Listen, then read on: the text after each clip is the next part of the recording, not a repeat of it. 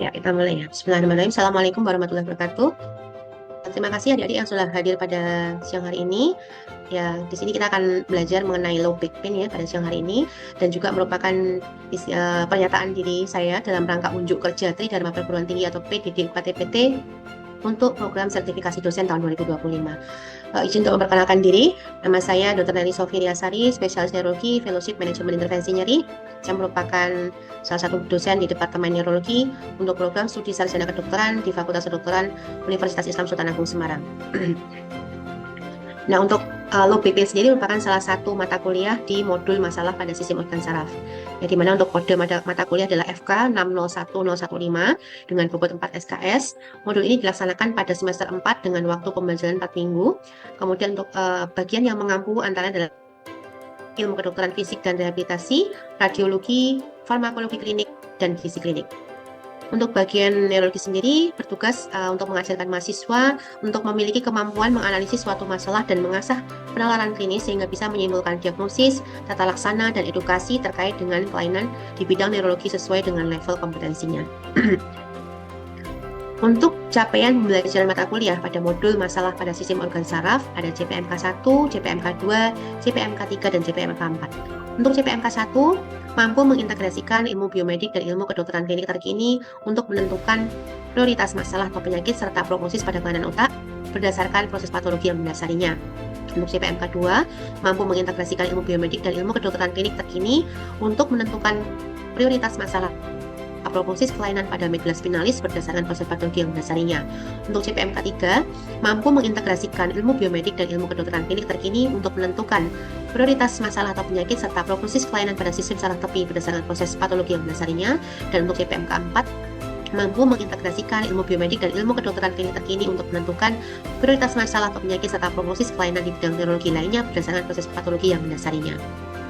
Dan untuk topik low back pain ini masuk dalam CPMK 4. Nah, untuk CPMK 4 tadi mampu mengintegrasikan ilmu biomedik dan ilmu kedokteran klinik terkini untuk menentukan prioritas masalah atau penyakit serta prognosis kelainan di bidang neurologi lainnya berdasarkan proses patologi yang mendasarinya, di mana sub CPMK-nya adalah mahasiswa mampu menganalisis kasus low back pain atau nyeri punggung bawah, dan untuk kemampuan akhirnya mahasiswa dapat belajar lebih lanjut mengenai HNP, sakroilitis, spondylosis lumbal, sindrom piriformis, dan koksitis.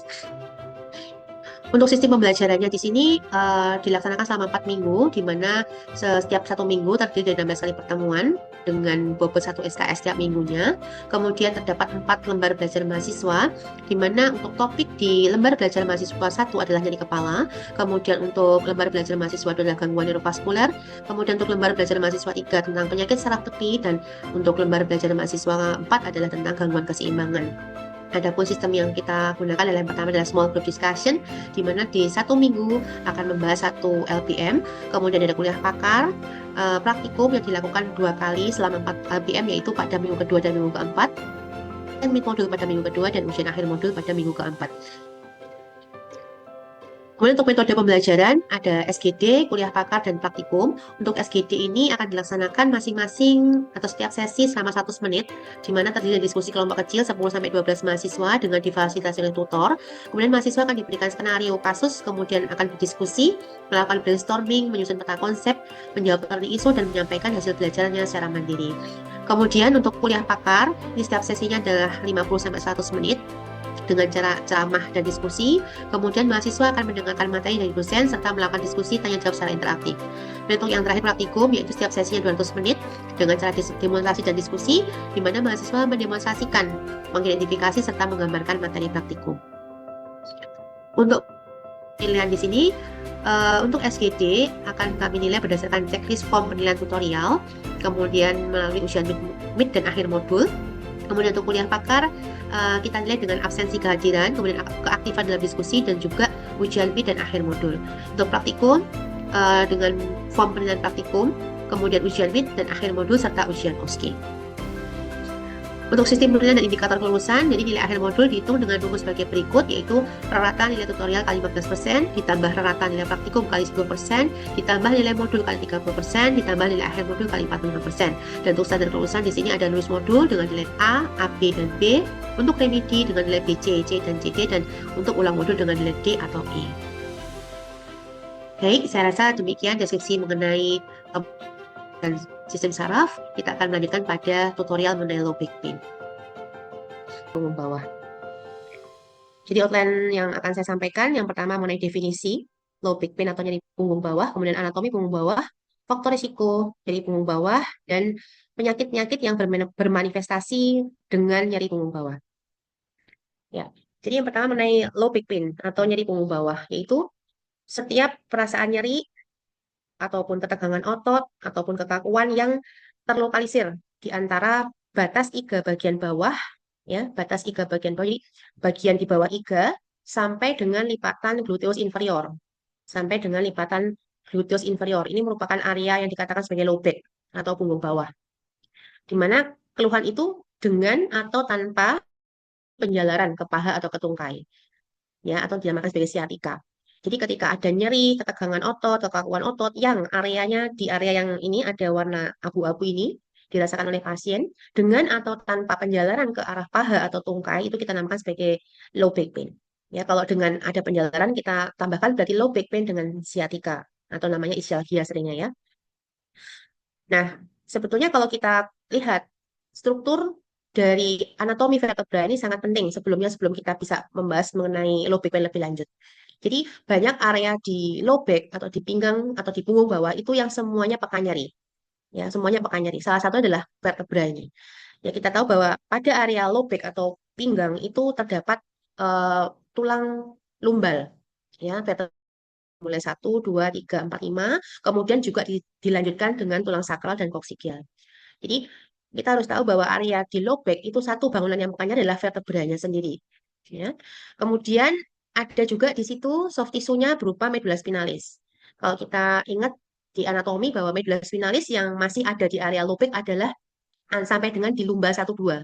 Karena bagian terbawah dari med spine yang kita sebut sebagai conus medullaris itu berhenti di antara vertebra lumbar 1, 2. Sehingga yang masih bisa kita lihat atau kita eh, apa namanya kita pastikan bahwa medulla spinalis itu ada di L12, lumbar 1, 2. Di bawah itu sudah tidak ada lagi medulla spinalisnya. Kemudian sendi faset. Sendi faset juga merupakan bangunan pekan nyeri di low back, di pinggang bawah, di punggung bawah. Yaitu ini adalah sendi antara tulang belakang. Namanya faset atau zigapofascial artikulasi ini juga merupakan bagian yang pekan nyeri. Kemudian ada bursa, ada ligamen, ada otot, ya, yang semuanya saling berkaitan. Ya, saling berkaitan. Vertebra, sendi faset, ligamen itu merupakan otot, itu merupakan satu kesatuan yang semuanya merupakan bangunan pekan nyeri.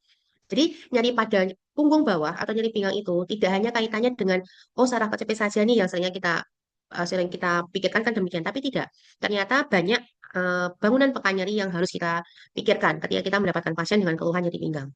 Nah, kita juga harus tahu bahwa di antara dua tulang vertebra itu terdapat suatu tulang rawan yang dinamakan sebagai diskus intervertebralis. Itu juga merupakan satu bangunan yang pekan nyeri.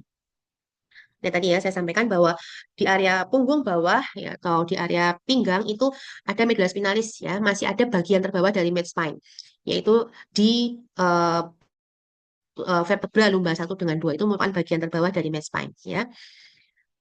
Nah, kalau kita lihat di sini ada facet joint tadi yang saya sampaikan merupakan sendi antara tulang belakang. Ya, jadi ini juga memungkinkan adanya pergerakan yang mobile dari tubuh kita, terutama di area pinggang. Ya, kita bisa bergerak fleksi, ekstensi, kemudian laterofleksi ya, atau bending backward maupun forward itu semuanya karena memang ada jadi sendi yang bekerja. Nah, sendi ini juga berpotensi menimbulkan nyeri ketika memang ada peradangan di sana atau sebagai lumbal facet artritis ya atau lumbal facet artropati misalnya ya. Nah, kemudian ternyata ada juga ligamen di vertebra itu. Kita lihat bagian depan vertebra ada LLA atau ligamentum longitudinal anterior, ini bagian depan vertebra. Lalu di bagian belakang vertebra yang di dalam kanalis anterior ada LLP, ligamentum longitudinal posterior. Kemudian bagian kanalis yang belakang ada ligamentum flavum, ada juga ligamentum interspinous dan ligamentum supraspinous. Dan itu semua juga merupakan bangunan pekan nyeri. Kalau misalnya ada robekan atau rupture atau tear pada ligamen juga bisa menyebabkan nyeri. Ya. Nah, kita juga jangan lupakan otot. Otot-otot di daerah pinggang itu juga banyak. Ada otot superficial, ada otot intermediate, ada otot profunda, yang semuanya juga bisa menimbulkan nyeri. Terutama kalau misalnya terjadi spasme akibat trauma, ya, atau akibat aktivitas yang salah sehingga terjadi stretching juga bisa mengakibatkan nyeri, ya. Jadi ada otot juga yang berperan pada proses nyeri pinggang. Nah, yang sering kita dapatkan juga ya, misalnya HNP karena ada herniasi dari nukleus pulposus. Nah, kita harus tahu dulu mengenai diskus intervertebralis yang merupakan bangunan yang di nukleus pulposus. Kalau kita lihat di sini ya, ini adalah diskus intervertebralis. Bagian luar kita sebut sebagai annulus fibrosus, bagian dalam kita sebut sebagai nukleus pulposus. Jadi secara normal ini merupakan suatu bantalan fibrokartilaginus ya dengan tebal 7 sampai 10 mm, diameternya 4 cm yang berfungsi sebagai shock absorber atau meredam kejutan. Karena ini elastis, maka memungkinkan kita juga melakukan pergerakan secara apa namanya mobile. Ya, selain tadi ada facet joint, ini juga diskusi juga membantu kita bisa bergerak secara mobile, ekstensi, fleksi maupun rotasi kita bisa bergerak karena ada diskus juga. Ya. Nah, kemudian diskusi tersusun dari anus fibrosus, nukleus pulposus tadi yang saya sampaikan ya. Dan diskus ini normalnya minim pembuluh darah. Minim pembuluh darah dan saraf, kecuali nanti pada bagian cartilage infiltrate, yaitu pada bagian yang nempel di vertebra. Kalau bagian tengahnya itu dia avaskuler ya, avaskuler dan eh, tidak ada neuronnya. Tetapi pada bagian yang menempel pada end plate di vertebra itu akan ada apa namanya pembuluh darahnya ya meskipun minimal. Nah, kita lihat lagi bangunannya harus diperhatikan baik-baik ya, Dek, karena ini merupakan satu apa namanya awal kita nanti bisa menentukan sebetulnya bagaimana sih pasien low back pain itu yang bermasalah tuh topisnya yang mana? Apakah pada tulangnya? Tulang jelas bangunan peka nyeri, ya. Diskus bangunan peka nyeri. Di antara dua tulang ini ada sendi namanya facet joint atau zigobofacial joint. Dia juga peka nyeri. Kita lihat di antara dua tulang belakang ada foramen ini. Namanya foramen intervertebralis yang mana isinya nervus spinalis. Kalau kemudian terjadi penyempitan foramen, apakah itu karena satu terjepit oleh diskus yang bulging ke belakang ataukah dari proses spondylosis ya pengapuran pada tulang-tulang di tulang vertebra semuanya akan bisa mengakibatkan keluhan nyeri ya dan juga mungkin bisa disertai dengan tadi siatika tadi ya. Oke. Nah, karena tadi salah satu gejala low back pain bisa disertai dengan siatika, maka kita harus tahu sciatic nerve itu berasal dari mana. Jadi, nervus sciatic atau nervus ischiaticus itu berasal dari rootnya berasal dari nervus spinalis L4, L5, S1, S2, S3. Jadi ada 5 yang membentuk atau menjadi root dari sciatic nerve ya. L4, 5, S1, 2, 3 itu harus diperhatikan. Ya makanya dalam menanyakan penjalaran nyeri, nyeri pinggang ya, misalnya ada nyeri, kita harus menanyakan kemana arah penjalarannya kalau memang ada penjalaran. Apakah dia sesuai dengan dermatom dari L4, L5, S1, S2. Meskipun bisa saja pada satu pasien penjalannya lebih dari satu dermatom, itu bisa saja. Kalau dia penjalarannya sesuai dengan L4, L5, S1, 2, 3, maka kita namakan sebagai ischialgia tadi. Tapi kalau ternyata menjalar dok, tapi tidak ke area ini ya, L4, 5 kita perhatikan. Tidak ke area tungkai bawah, tidak ke area lutut, tidak ke area bokong, tidak ke situ, tapi ke arah inguinal. Berarti dia bukan sciatic nerve yang kena. Ya, inguinal itu L1, L2 ini. Jadi dia low back pain tapi bukan tidak disertai dengan ischialgia. Ya, jadi tidak semua low back pain harus disertai dengan ischialgia itu yang perlu kita perhatikan. Kalau dia L1, L2 ya berarti radikulopati. Low back pain dengan apa namanya? Radicular pain ke arah L12. Nah, radikulopati L12 misalnya demikian ya. Jadi tidak semua low back pain selalu disertai dengan sciatica. Nah, kalau kita lihat di klinik ya, di praktek sehari-hari, kita akan mendapatkan mengalami nyeri itu adalah satu daerah servikal sering sekali, yang kedua adalah daerah lumbal. Gitu. Jarang torakal mengalami kelainan. Kenapa demikian? Ya, karena memang area servikal dan area lumbal itu paling banyak pergerakan. Ya, kita bisa fleksi, ekstensi, lateral fleksi, ya, rotasi itu terutama pada area servikal dan area lumbal. Kenapa demikian? Ya, karena memang tulang servikal dan tulang lumbal vertebra itu tidak terikat dengan tulang lain. Dia apa bebas ya, tidak ada ikatan dengan tulang-tulang yang lain. Beda halnya dengan torakal. Torakal itu ke samping dia ada poste, ke depan dia masih bergabung dengan sternum, sehingga aktivitas di torakal itu cenderung lebih rigid, ya tidak banyak pergerakan, sehingga tidak mudah mengalami kelainan. Beda dengan lumbal dan servikal. Kalau servikal dan lumbal dia melayang, ya. Lumbal juga lebih banyak lagi dibandingkan servikal. Kenapa? Karena lumbal merupakan penopang berat badan kita yang paling besar. Ya kan? Kalau kita dalam posisi duduk, dalam posisi berdiri, maka lumba kita memegang atau mengampu 50% dari berat badan kita. Jadi kalau berat badan makin besar ya otomatis beban dari vertebra lumbar itu makin besar. Ya. Nah, kemudian kalau kita mendapatkan pasien dengan low back pain, kita harus bagi onsetnya itu berapa lama. Itu juga penting. Ada akut, subakut, dan kronik. Dikatakan akut kalau dia kurang dari 6 minggu. Dikatakan subakut dia 6 sampai 12 minggu. Dikatakan kronik lebih dari 12 minggu. Ada buku juga yang mengatakan pembagian adalah akut dan kronik saja. Akut kurang dari 3 bulan, kronik lebih dari 3 bulan. Ya, semuanya benar. Kita kalau kami di klinik memang biasanya membagi menjadi akut dan kronik ya, lebih dari 3 bulan atau kurang dari 3 bulan ya. Pasien dengan low back pain ini kalau kronik, dia akan mengakibatkan keterbatasan dalam bergerak sehingga timbul akibatnya juga akan menurunkan kualitas hidup dan bahkan bisa menurunkan atau berdampak pada sosial ekonomi yang buruk.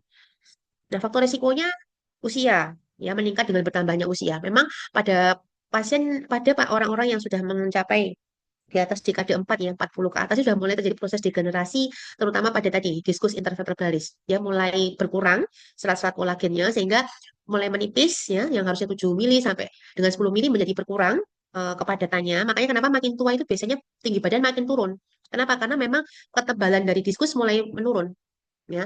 Nah, ini juga akan mengakibatkan terjadinya robekan atau tear pada anus fibrosus sehingga meningkatkan risiko terjadinya tadi HNP misalnya. Usia tua juga mengakibatkan terjadinya proses sklerotik pada end plate dari vertebra. Ya, pada bagian-bagian tepi vertebra itu kalau makin tua, dia akan makin mudah untuk Jawanya ya mungkin bahasa awamnya sehingga apa akan mengakibatkan pergerakan terjadi pergerakan menjadi kurang, kemudian sempit tadi foramen intervertebralis yang bisa bikin nyeri juga ya.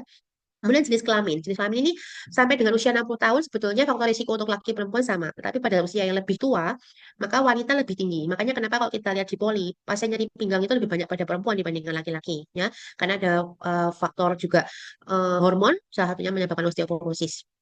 Kemudian antropometri jelas, pada pasien yang berat badannya lebih obesitas maka akan berisiko terjadinya low back pain lebih tinggi. Kemudian postur sehari-hari yang salah, ya terlalu sering dia misalnya fleksi ya itu juga mengakibatkan nyeri pinggang. Atau kalau memang trauma ya juga pasti akan mengakibatkan faktor risiko yang lebih tinggi ya baik itu trauma secara langsung yang adik kuat jatuh misalnya dengan intensitas yang tinggi atau trauma ada itu pekerjaan kuli misalnya ya angkat-angkat berat seperti itu. Nah, sekarang kita akan bicara mengenai penyakit yang bermanifestasi low back pain. Ini yang saya angkat di sini yang besar ya. Tapi nanti ada beberapa juga yang beberapa penyakit lain ya yang mungkin juga ada manifestasinya dengan low back pain. Tapi ini yang paling sering kita dapatkan low back pain di praktek klinis terutama karena tiga hal ini, tiga penyakit ini. Yang pertama HNP, kemudian nyeri sendi sakroiliakal atau sakroilitis ya, kemudian nyeri sendi faset lumbal itu juga sering, lumbal faset joint arthropathy atau artritis juga sering kita dapatkan ya. Nah, kita lihat dulu di sini HNP, hernia nucleus pulposus. Jadi, kalau kita lihat ini adalah anus fibrosus, ini nucleus pulposus. Ya, tadi saya sampaikan. Jadi, diskus itu cenderung avaskuler dan cenderung memang tidak memiliki saraf-saraf yang ya, hanya pada bagian-bagian yang di dekat dengan di dekat dengan endplate dari kartilago vertebra di atasnya atau di bawahnya. Itu di situ mulai ada sedikit apa namanya juluran-juluran pembuluh darah di situ ya. Nah, dia mendapatkan nutrisi dari itu. Nah, ketika terjadi proses degenerasi, maka apa namanya? Pembuluh darah ini makin sedikit, makin tipis. Ya, sehingga apa? Akan mengakibatkan degenerasi makin berat biasanya. Ya. Nah, kalau kita lihat ini adalah diskusi yang normal demikian. Yang bagian luar adalah anulus fibrosus, yang bagian dalam nucleus pulposus makin dia melalui proses degenerasi makin tipis. Ya, matriknya makin berkurang. Kemudian apa nukleus pulposusnya akan bisa menjadi apa namanya? Herniasi ya. Nah, akhirnya apa? Kempot ya, lepas apa? Penyet sama sekali. Nah, kemana dia? Dia bisa lari ya. Mengalami herniated paling sering adalah ke area atau posterolateral ya ke samping belakang atau ke bagian belakang. Terutama kalau memang aktivitasnya banyak dungkluk ya, banyak fleksi, maka dia akan cenderung untuk apa namanya herniasi ke area lateral. Jarang ada herniasi ke anterior karena aktivitas sehari-hari kita tidak pernah ekstensi, tidak pernah kayang kan tidak pernah ya. Banyaknya pasti kita fleksi sehingga herniasi pasti paling banyak ke bagian belakang ya. Dan HNP herniasi ini paling banyak adalah pada diskus L45 dan L51. Jumlahnya sama sekitar 40-45% kasusnya di situ. Makanya kalau kita dapat pasien dengan HNP paling banyak di area ini karena memang area ini merupakan penopang terbesar dari berat badan kita ya. Nah, oke, kalau kita lihat gradingnya, sebetulnya HNP itu juga ada gradingnya. Ada grade 1, disc degeneration, jadi masih seperti ini bentuknya, dia belum herniasi sempurna. Ada prolaps, dia sudah mulai lebih banyak, belum sampai merobek dari anus fibrosus. Ekstrusi, dia sudah robek anus fibrosusnya, jadi nukleus pulpusnya bleber gitu ya, keluar herniated. Atau yang sekuestrasi. Sekuestrasi sampai dia bahkan me, apa, eh, meng, en- me- merobek area ligamentum longitudinal posterior. Tadi sudah saya sampaikan bahwa di area sini, ya di area kanalis spinalis, ya di bagian anterior itu ada LLP. Ya, kalau yang di bagian anterior ada LLP-nya, di bagian posterior kanalis spinalis ada ligamentum flavum. Nah, ini pada kasus yang sekuestrasi, dia sudah mengalami tear dari anus fibrosus dan kemudian nukleus pulposus sampai merobek juga ligamentum longitudinal posterior sampai masuk ke area kanalis spinalis. Kanalis spinalis itulah sebagai sekuestrasi atau grade 4 ya. Nah, ini banyak mengenai usia tua. Manifestasi klinisnya tentu low back pain karena dia itu nanti akan ini mengentrap ya, menjepit saraf tertentu, saraf spinal tertentu, maka akan disertai dengan penjalaran sesuai radik nervus yang mengalami entrapment. Jadi khasnya kalau pada kasus HNP memang ada low back pain yang disertai dengan nyeri yang menjalar tadi atau radicular pain. Ya, dan karena ini mengenai nervus spinalis, maka dapat disertai dengan defisit neurologis lain, bisa berupa gejala positif ataupun gejala negatif. Gejala positif contohnya misalnya rasa panas, terbakar, kesemutan ya. Kalau negatif dia bisa sampai mengalami gangguan yang seperti ya kurang terasa, misalnya anestesi gitu, atau hipoalgesia gitu. Nah, nyeri pada kasus HNP ini akan diperberat pada saat posisi fleksi. Pada saat kita membungkuk, pasien membungkuk. Makanya kita tanyakan, Pak, Bu, biasanya kalau Bapak Ibu nyerinya bertambah berat kalau membungkuk atau pada saat degek kalau bahasa Jawanya ya. Nah, pasien akan mengatakan nyeri pada saat membungkuk, Dok, lebih sakit. Saat membungkuk sakit karena ini si nukleus pulposus ini akan makin apa? Terherniasi ke belakang. Kalau kita fleksi, berarti otomatis ini si tonjolan dari nukleus pulposus itu akan makin menonjol ke belakang. Dan itu akan mengentrap nervus spinalis makin berat. Makanya dia akan posisi fleksi lebih sakit. Tapi kalau dia ekstensi, degek, itu lebih nyaman. Makanya penting ditanyakan. Ya, pada saat kita melakukan pasien nyeri pinggang, biasanya lebih nyaman pada saat degek apa saat bungkuk, Bu? Saat degek, Dok. Nah, itu. Berarti ketika degek soalnya apa? Nukleus pulposusnya dia akan masuk kembali ke arah vertebra sehingga entrapmentnya akan lebih kecil, ya. Oke.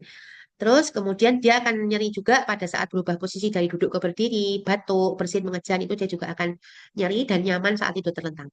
Nah ini paling banyak adalah L45 ya herniasi pada L5S1.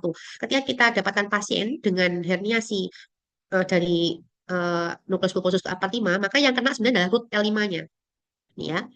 Ini, jadi kalau kita lihat gambar ini, kalau terjadi herniasi L45, diskus L45, maka yang terentrapment sebenarnya adalah root dari nervus spinalis L5. Ya, maka penjalarannya adalah seperti ini. Ya, kita harus hafal dermatom ya.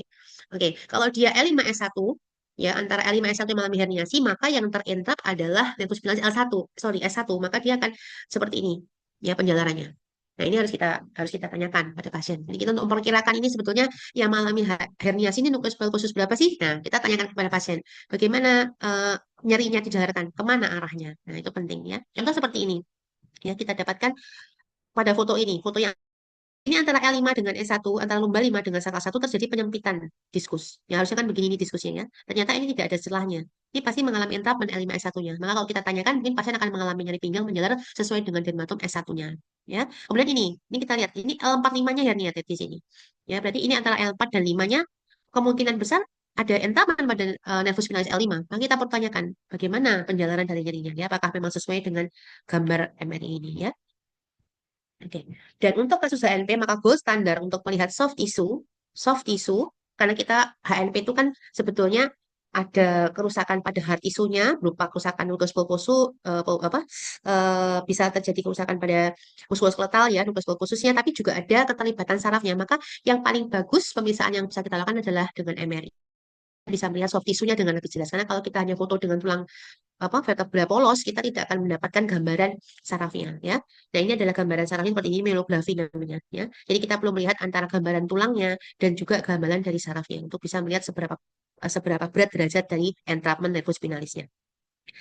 Nah, yang kedua tadi adalah nyeri sendi sakroiliac atau sakroilitis juga sering sekali.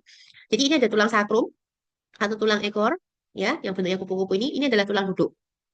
Nah, kalau ada peradangan di antara sakrum dengan iliaka namanya sakroilitis. Ya ini, kalau kita lihat gambar ini foto ronsen, ini adalah tulang sakrum, ini tulang ili. Antara sakrum dengan ili ada sakroiliacal joint. Ya, kalau dia meradam namanya sakroilitis. Harusnya sakroiliacal itu ada paritnya nih, ada jointnya. Jadi pada sakroilitis kita lihat dia akan sempit ya, terjadi sklerotik, warnanya lebih putih peradangan ya. Nah, SI joint ini juga mendapatkan kesarapan dari ramidursalis 4 nervus satelit pertama. Sering terjadi pada orang dengan overweight atau riwayat jatuh terduduk. Manifestasinya apa? Sama ini low back pain juga. terutama nah saat duduk lama. Kenapa ada nyeri pada saat duduk? Ya karena terjadi kompresi pada satu ilegal. Ketika duduk lama, dia makin berat apa namanya kompresinya, maka timbul nyeri. Dan biasanya akan bisa terjadi juga nyeri alih, bukan nyeri radikuler ya, nyeri alih. Jadi nyerinya bisa dialihkan ke beberapa area. Di mana itu? Di bokong, area inguinal, lipat paha dan paha belakang. Tapi tidak pernah lebih dari lutut nyerinya dan tidak bersifat dermatomal. Itu perlu diperhatikan. Kalau tadi entrapment nervus finalis sifatnya dermatomal. Dia bisa menceritakan gambaran nyerinya itu secara jelas sesuai dermatom. Tapi kalau ini tidak, dia tidak dermatomal, tetapi dia bisa apa area bokong, area lipat paha dan paha belakang. Ya, kemudian diperberat dengan duduk lama. Makanya kita sering tanya, kalau duduk lama tambah sakit nggak? Iya dong nggak. Kalau duduk lama, pastinya kan yang pengen demikian ya. Duduk lama, manjat tangga, lari, pokoknya yang membebani area sakroiliakal dia akan nambah nyeri ya. Pada pemeriksaan fisik, nah ini pemeriksaan fisik kita perlu lakukan. Bisa kita dapatkan kontrapetrik yang positif pada sisi lesi atau bisa juga nyeri tekan SI joint. Jadi nyeri tekan SI joint itu kita pasiennya kita prone, posisi apa namanya tengkurap, kemudian kita tekan di area sini, di area atas sini, di area sakroiliakal kita tekan, maka dia timbul nyeri. Nah, situ berarti positif ya. Nah ini, jadi area nyeri alihnya di sini nih, bisa ke area bokong, ya, ke area belakang, tapi tidak pernah dia sampai ke bawah lututnya. Atau bisa juga ini ke area sama ya, ke area bokong dan area paha belakang dan inguinal, ya. Adalah bokong saja, kanan kiri tergantung kalau dia setnya sisi sebelah kanan ya kanan, kalau kiri kiri, ya. Atau bisa juga kombinasi di daerah bokong kanan kiri plus daerah inguinal. Jadi bisa mengalami nyeri alih. Kita lihat ya foto vertebra. Untuk penunjang, maaf, foto pelvis. Pada kasus satu iliakal, karena kita mau mendapatkan gambaran sakrum dan ilium dengan jelas, maka kita fotonya pelvis. Karena ini hard tissue, maka kita cukup dengan foto polos, tidak perlu dengan MRI kalau untuk sakroilitis. Nah, ini adalah normal. Kita dapatkan ada paret di sini, ada join antara sakrum dengan ilium. Ini adalah yang normal. Kalau kita lihat yang tidak normal, maka gambaran paret atau join antara sakrum dengan ilium ini menyempit atau menghilang. Ya, terdapat sklerotik juga bisa. Jadi gambaran lebih putih di sekitar join ini juga menunjukkan adanya satu peradangan. Contoh yang di sini juga gitu. Ini kan sebelah kanan masih bagus ya. Yang sebelah kiri kita lihat sudah ada gambaran lebih sklerotik ya. Jadi pada kasus sakroilitis, foto yang kita perlukan untuk menunjang diagnosis kita adalah foto pelvis.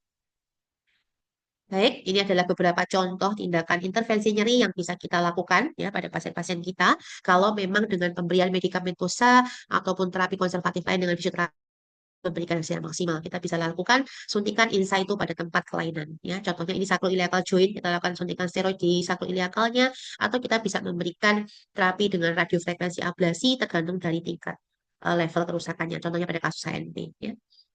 Baik, terima kasih. Saya rasa cukup sekian paparan dari saya.